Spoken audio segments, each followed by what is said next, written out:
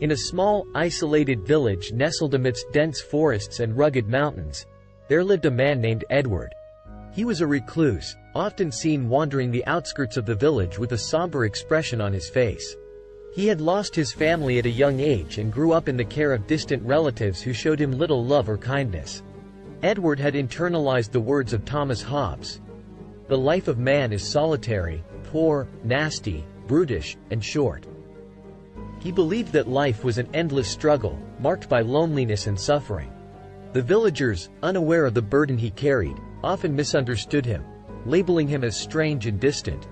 As the years passed, the village faced harsh winters and scarce resources. Poverty and scarcity were common, and the villagers struggled to eke out a living.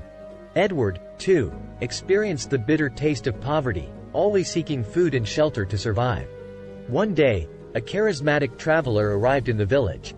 His name was Samuel, and he possessed a wisdom that seemed to transcend the hardships of life. Samuel noticed Edward's melancholy and approached him with kindness and understanding. They spent hours in deep conversation, discussing the nature of human existence and the challenges it presented. Samuel shared his belief that life could be challenging, but it was also an opportunity to find meaning and connection with others. He reminded Edward that even in solitude, one could find solace in nature and the beauty of the world around them. As their bond deepened, Edward began to experience a glimmer of hope in the darkness that had enveloped him for so long. He discovered the power of human connection and the beauty of simple acts of kindness. Samuel's presence opened a new world of possibilities, teaching Edward to see beyond his circumstances and embrace the richness of life's experiences. With Samuel's guidance, Edward started to engage with the villagers, offering a helping hand whenever he could. As he interacted with others, he realized that everyone carried their own burdens and struggles. The empathy he felt for his fellow villagers dissolved the walls that had kept him isolated. Over time, Edward's kindness and compassion were reciprocated, and he found himself welcomed into a community that had once ostracized him. He learned that life, though fraught with challenges, was also a canvas for resilience and growth.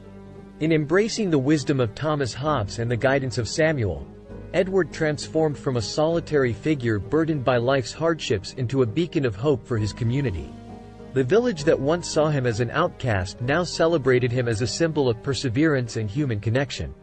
In the end, Edward realized that while life could indeed be brutal and short, it was the human spirit's resilience and the power of genuine connection that made it worth living.